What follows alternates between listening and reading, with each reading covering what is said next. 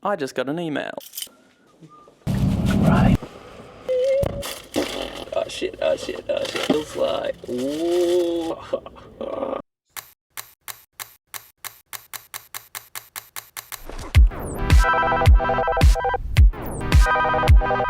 So I headed out for a little rideroo to try out the Pentax 1.7 and this sort of abandoned building with some abandoned old Range Rovers out the front, and took some of the worst photos I've ever taken in my life. So this was on the bokeh setting on macro, and I was using the little lanyard, and this was after I'd done my collage with the macro setting, so I have no idea why they didn't come out. And then I smashed my new DJI, so yeah, just a really brilliant start.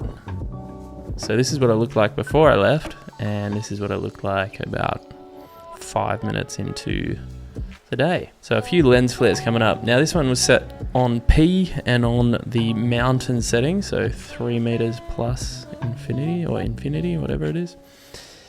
A couple of these construction boys. Now I shot a few of these. So the first ones are on bokeh at 1.25, but the bollards are actually shaking around a lot in the wind, so the bolts are in focus on the pillar, but the actual bollards themselves aren't. So then I shot those ones in auto mode. Where are we? Yeah, so then these ones are in auto, same distance, landscape, and portrait.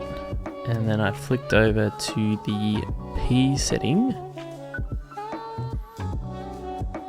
and landscape and portrait. So yeah, probably could find a better subject to do a comparison on in the future, something that isn't moving. So I was looking at the reflection here in the puddles, thinking maybe I could do something with that.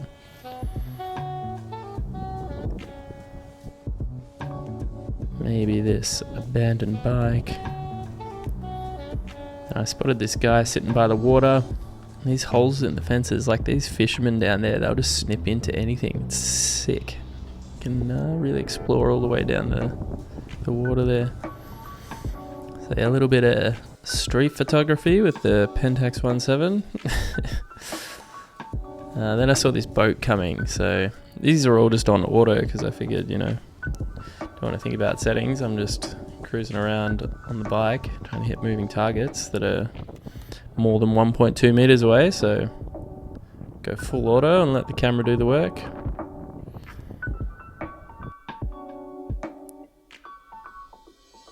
Yeah, pretty good results for just sort of snap and go type stuff, which is, what this is supposed to be for.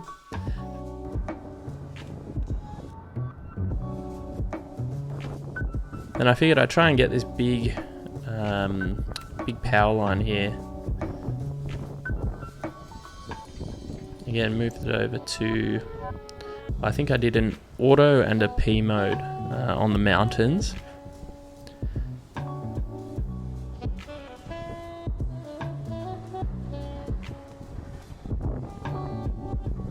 So had to go back to actually get it all in frame. Tried to fandangle a little shot of this guy while I was riding. Didn't work. So I'm pretty sure the first one here I'm on auto, so I just put it to auto mode. So again, distance meter doesn't mean anything. And then I flick it to P mode and make sure I'm on the mountains. And again, a little side by side.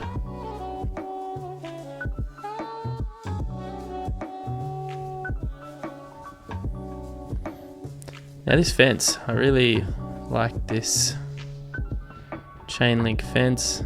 It's all smooshed together.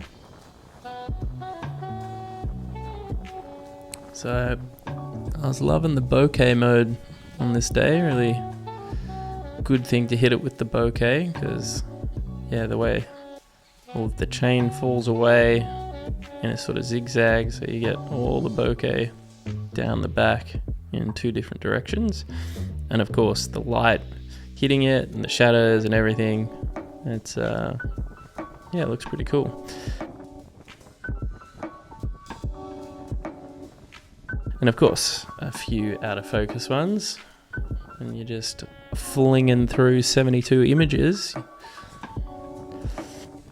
I probably should take my time more. I probably will on the future rolls, but yeah, I was just sort of trying things out on this run.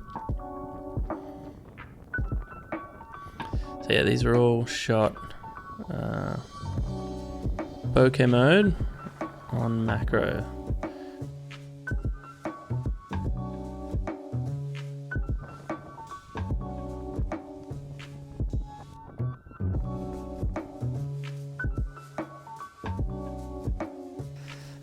Again, another one out of focus.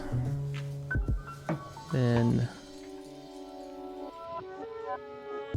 these ones I really like. So the different lines, the shadows, the fall off from the focus in the foreground to the background, the big power line, the shadows of the barbs, and then just simplified it a bit more on the final frame, which I really like.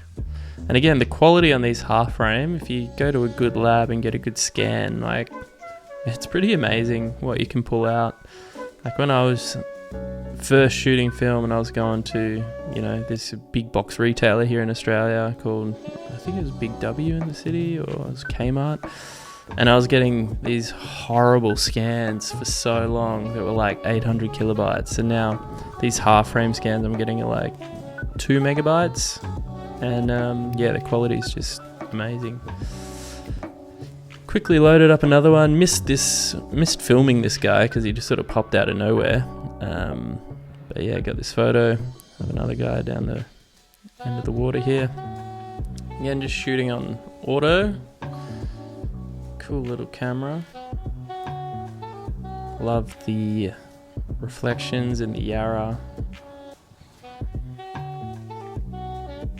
And just sort of testing it out on different lighting situations to see what it prioritizes.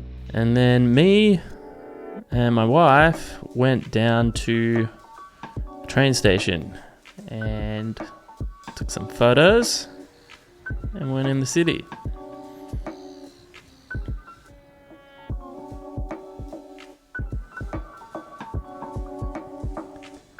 Now, I did a few sort of just run and gun street photography stuff, but yeah, I wasn't stopping, I wasn't composing, I don't know what the sort of shutter speed was doing, but yeah, it's probably a bit much for just sort of flying around. I usually shoot at a pretty high shutter speed. And I did only have 200 ISO film in there on this day, so.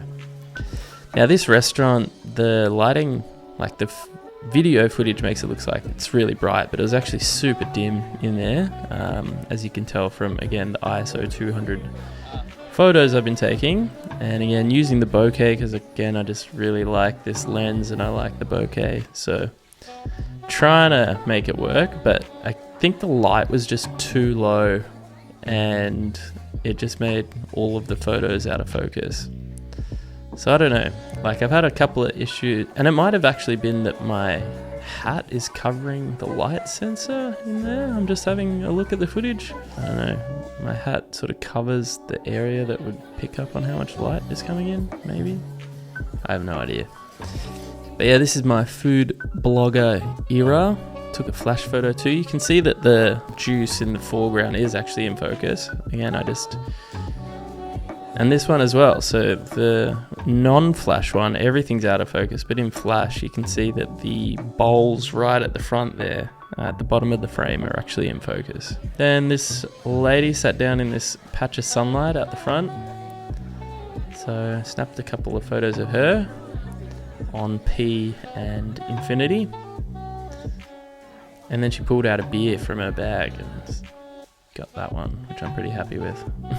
So yeah, if you like Korean food, then check out Ondo in the city in Melbourne. So then we went down to the park and took some photos, and then I did my David Hockney ripoff. And you can see I re-measure with the little lanyard to figure out exactly where focus is. And it works a treat. Bang, look at that. Like, incredible detail. And I wasn't, taking my time for this really, just like bang, bang, bang, bang, bang. Checking every now and then. And yeah, the light conditions kept changing, like the sun would go away, come back, go away, come back. And I wasn't really waiting for it to be the same. I was just shooting as quickly as I could, because again, 72 photos, it takes a little while to actually take all of those. But there you go. The results were I was actually really happy with them. So this is my collage, and again, I didn't spend like too much time putting it all together. I just sort of threw it together. You could play around for hours trying to dial it in or figure out exactly how you want to do things. And I did miss a bunch of photos throughout the middle, so it wasn't really like I ran out of film at the end there. But the detail that you can get out of 72 half-frame images, you could make huge posters out of one roll of film, which of course you could do on a 35, but to get all of the tiny little detail photos, get 72 separate detail photos, it's I love the camera. I think it's going to be a bit sort of more niche than the sort of all-encompassing broad appeal that they sort of wanted it to be, but I can see like professional or people using it for more artistic expression and thinking of cool new weird things that they could do with it, sort of like a Ren hang.